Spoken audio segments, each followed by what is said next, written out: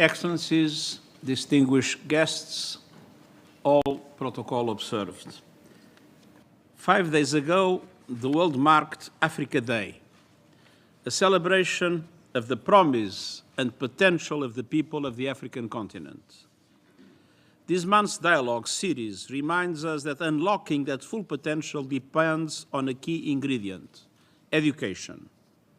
Education is a driver of African prosperity and development. Education is an engine of opportunity for young Africans. Education links Africans with their cultural heritage and their past while preparing them for the future.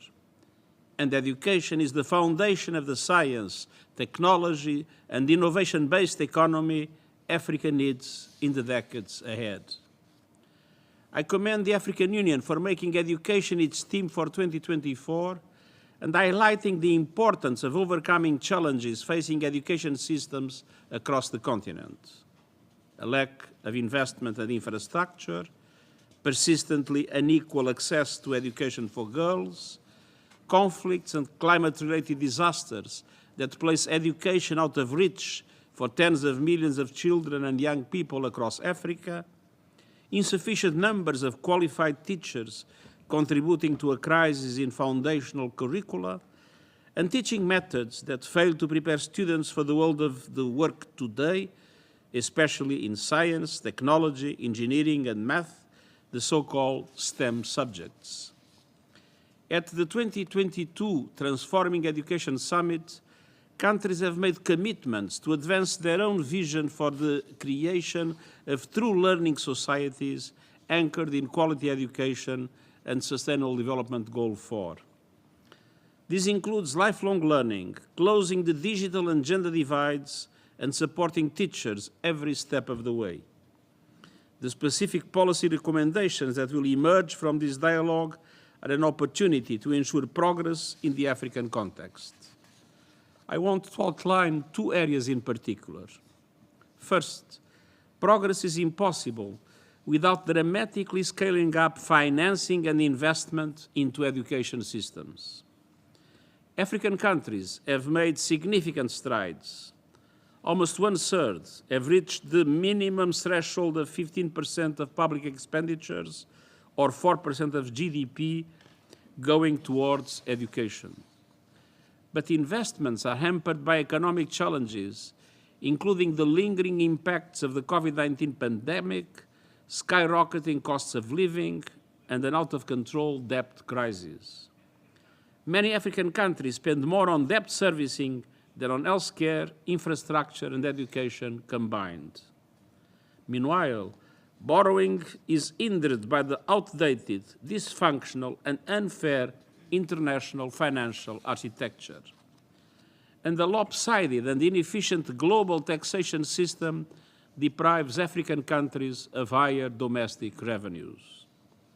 Last September, world leaders at the SDG Summit expressed support for an SDG stimulus of at least $500 billion per year. The stimulus also calls for a debt lifeline to give developing countries some breathing room instead of punishing repayment schedules. And it calls for the expansion of contingency financing for countries in need, including rechanneling special drawing rights.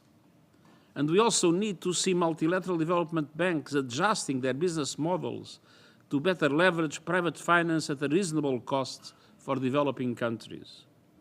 And this year, at the Summit of the Future, I expect to see concrete commitments from world leaders to fix the global financial system once and for all.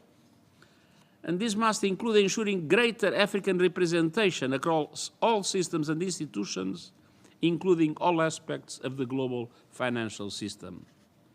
Coupled with strong domestic resource mobilization systems, these are opportunities for African countries to dramatically increase investment in education in the coming years.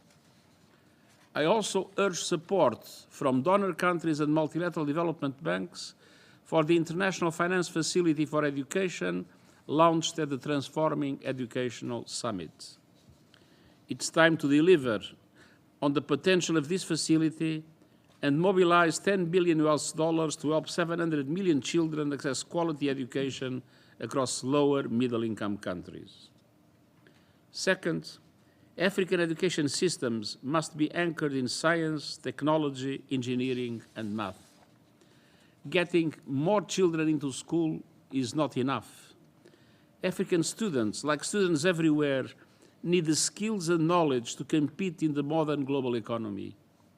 STEM subjects are critical, from agriculture and manufacturing to service delivery, to every aspect of business, large and small, to the renewable green energy revolution taking root across Africa. Digital skills are a good example. The International Financial Corporation estimates that over 230 million jobs in sub-Saharan Africa will require digital skills by 2030. As we transform what students learn, we also need to transform how they learn. Digital technology offers a limitless platform to deliver education to learners no matter where they live.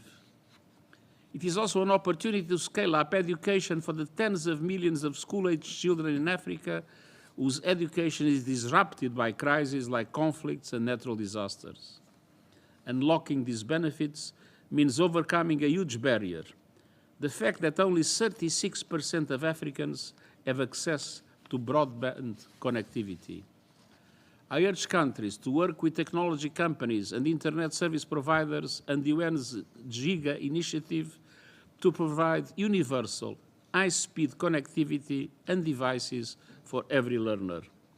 It's time to close the digital divide and to mobilize the financial resources by the international community to make it possible. Excellencies, these issues and much more will be front and center at key UN convenings in Paris, New York, and Brazil this year, aimed at accelerating progress towards SDG 4 between now and 2030. They will also be central to the September Summit of the Future. I've invited all world leaders to attend, and it is especially critical that African leaders bring their ideas and solutions, including around education. The Africa we want must be supported by the education systems Africa needs. And I will continue standing with Africa across this essential work, and I thank you.